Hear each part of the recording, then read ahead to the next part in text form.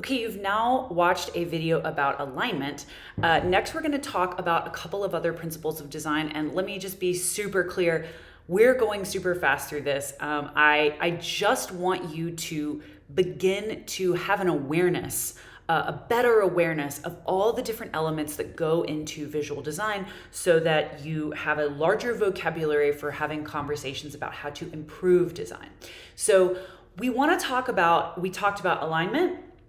And now I want to talk about contrast, how important it is to have contrast in a design. And that might feel counterintuitive, but it's super necessary. Then I want you to understand the different kinds of things you might contrast. One of those things you might contrast is type, which is another word for font. And so we're going to learn about some of the features of fonts. They're more than just, the way they look. It's like there's some language we can use to talk about font.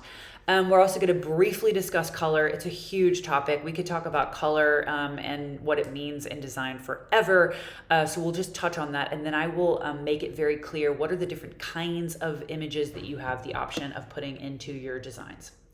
So contrast, what does the word contrast mean? It means difference, right? So when we look at a design, it can't just be one big same thing. Your eyes need to see some very big distinct differences so that your eyes can pick out important bits. So you want to contrast various items to draw a reader's eye onto the page. If everything was homogeneous or the exact same, your brain wouldn't be able to pick out differences, and then your brain wouldn't be able to pick out what's important or cool. So if you have two elements in your design that are not exactly the same, you want to make them quite different. You want to make them super contrasting. So you might contrast several different things. You might have some very big fonts, and then other parts of your design have a small font. You might have a graceful old style font with then bold sans serif font. And these are words that maybe you don't quite know yet, but we'll talk about it. Maybe you have a lot of thin lines, but then you want to contrast that with you have thin lines, you want to contrast that with very thick lines. If you've chosen colors, you don't want to just have a bunch of things that look almost the same. You want to contrast some of the colors. So maybe you have one color that's quite cool and then one color that's quite warm, and together it creates a certain kind of harmony. What about textures? So if, for example, I give you feedback that your design is too homogeneous, it's too similar, you could think of okay, well, there is a solid color right here. Could I put something that has a texture? So a layer or a filter over it that creates some graininess or some shininess or something, some different textures of the visuals. Also, you might have something horizontal and vertical that suggest a contrast as well. What if you have some lines that are very, very widely spaced and some that are very close? Your graphics might contrast. So there are a lot of different things that can contrast in a design, and each good design needs something like that. So let's talk about how do you contrast? How do you actually have font that is different? So you could have a font that is big and small. You could have font that is thin and thick. We're going to talk about the different categories of type, and that's going to come up next. And so I'll often refer to that.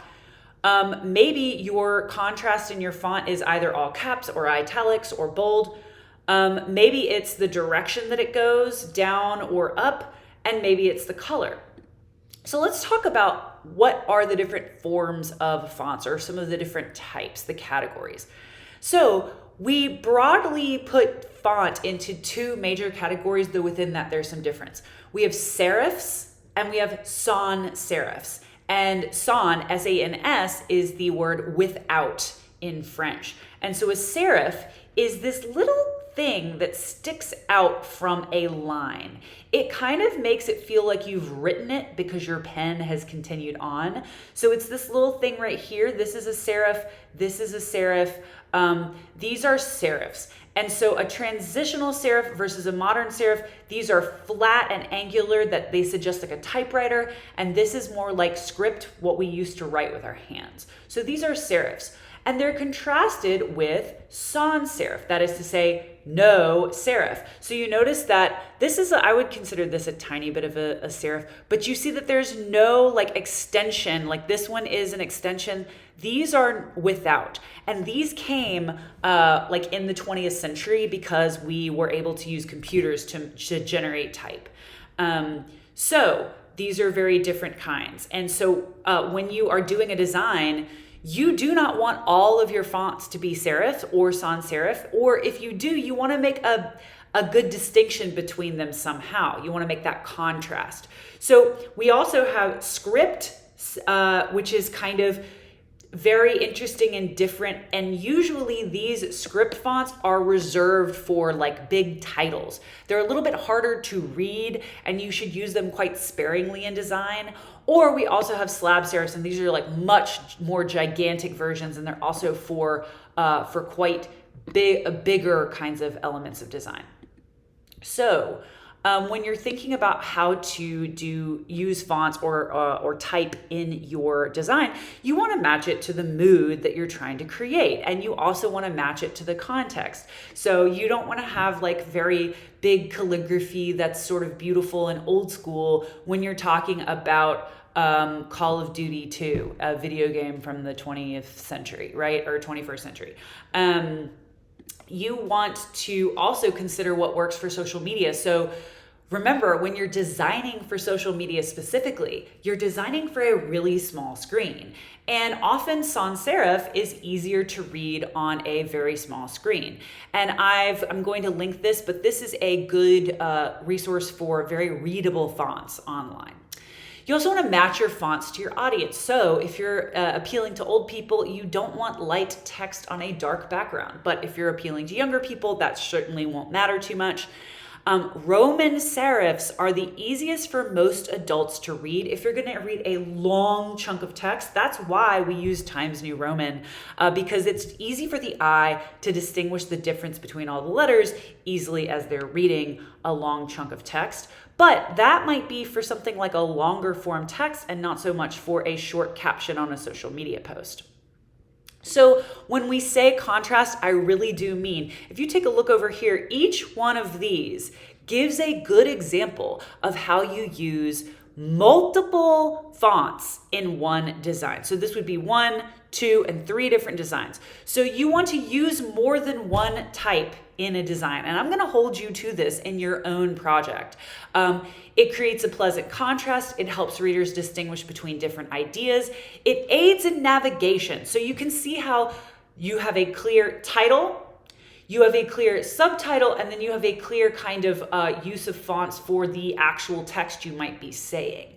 And so these can maybe be a little bit more bold, and then these have a little bit of ease of reading. So actually, opposites often do attract in your font creation, your font choice. And you want to give one the major role, and then you want to assign roles for the other ones. So you want to have pretty bold contrasts in your design, but you don't want it to be insane, where it feels like you're going crazy, like you're like totally hot and totally cold. When you're looking at fonts, you don't want conflicting. So concordant means you have the same family of fonts, but a different weight and size. But when you have conflicting fonts, it means that you have one and then it's so similar to the other that it barely registers a difference, but it's just a little bit too much the same, not enough contrast. You've got to create that bigger contrast. So let's finish up by talking a little bit about colors. So in your design, remember that a color is going to create a mood, and that is often going to be based off of both what it like the color psychology, what it does to our brains, and then also symbolism. What are the symbols of those colors in the particular society you live in? So we are in the United States. We often are using a Western lens. These colors don't mean the same to everybody, but they have these overarching meanings, right?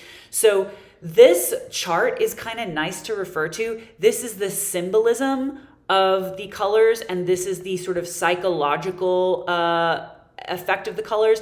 This is based off of some research and things that have just been sort of observed in design over time.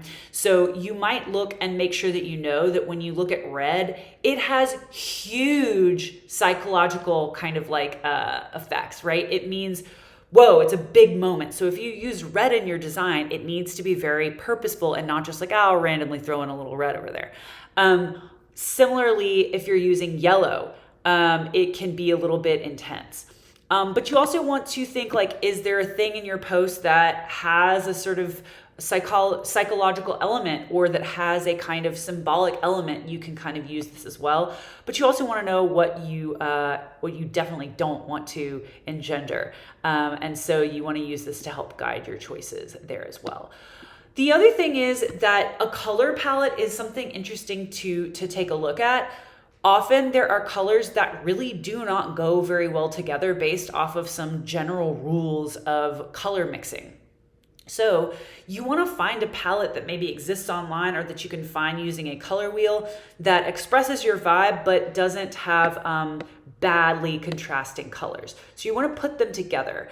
And there are lots of different options online for finding this. And I can post some of those as well. I will point you in the direction of those color palette generators so that you can see them.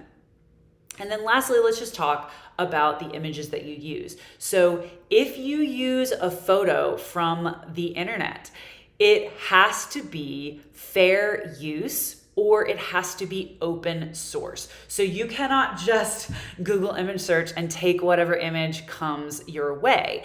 These are open source, meaning that you are allowed to use them without paying for them, and you are not violating the rights of the creator whenever you use them. So if you use an original photo, that's great. You can absolutely use that. If you use a stock photo, that's also okay because you've already been able to pay for it. So there are options for you to use in Adobe Express, in all kinds of things on our free Adobe subscription, but you want to make sure that you are not just pulling random stuff from the internet and not giving credit to it.